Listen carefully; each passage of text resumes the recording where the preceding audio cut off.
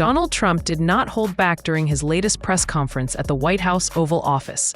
Things turned tense when he lashed out at a black reporter who pressed him with questions he clearly didn't want to answer. Instead of responding, Trump cut her off sharply with quiet, "You're really obnoxious." Mr. President, and we're going to be going in quiet. You're really obnoxious. I'm not obnoxious, but I'm trying to ask you, what about your plans you are for really Memphis? Obnoxious. I'm not obnoxious, but I am asking, what are your plans for Memphis? Many people want I'm not going to talk to you until I call on you. What are your plans for Memphis? Who else? Yeah, go ahead. Yeah, I just want to settle this free speech question, because you've said that you restored free speech in America. Yeah. Is that free speech including for people who are harshly critical of you, for your political opponents, for people who say things you don't like? I've become immune to it. Unfairly? I've become immune to it. There's never been a person that's had more unfair publicity than me, and that's why your network paid me $15 million, or $16 million, I believe, to be exact, George Slopadopoulos. And that's why CBS paid me a lot of money, too. And that's why I sued the New York Times 2 days ago for a lot of money. Because I'm winning. I mean, I'm winning the cases. And the reason I'm winning is because you're guilty, John. You're guilty. ABC is a terrible network, a very unfair network, and you should be ashamed of yourself. NBC is equally bad. I don't know who's worse. I think they're equally bad.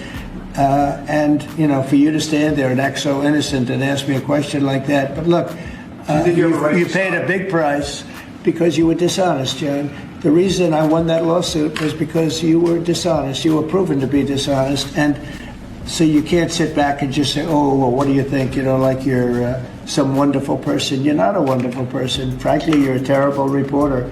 You know it, and so do I. Okay. Here's what we're going to do. Showing once again how quick he is to clash with members of the press. But Trump didn't stop there. He turned his fire on ABC, directly calling out one of their media representatives in the room. He dragged the entire network, labeling them as terrible and very unfair. This moment perfectly highlights Trump's ongoing battle with the media, a fight that has defined much of his political identity. Trump has long thrived off this kind of conflict.